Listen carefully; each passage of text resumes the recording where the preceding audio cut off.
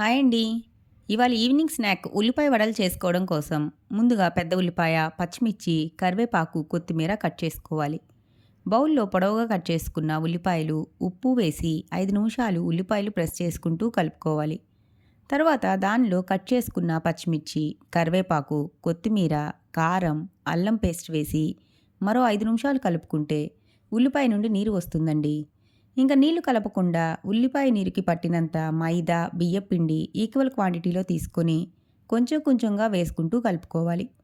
ఇంక చేతికి నూనె రాసుకొని కలుపుకున్న పిండిని వడలుగా చేసి కాగిన నూనెలో వేసుకోవటమేనండి. మీడియం సైజ్ మంట మీద వడలు రెండు వైపులా కాల్చి తీసేసుకుంటే ఇంకా ఈజీగా ఫాస్ట్గా చేసుకునే ఈవినింగ్ స్నాక్ ఉల్లిపాయ వడలు రెడీ అండి. టొమాటో సాస్తో ఉల్లిపాయ వడలు వేడి వేడి కాఫీ సూపర్ కాంబినేషన్ కదండి. Please like, share and subscribe to my channel friends. Bye bye.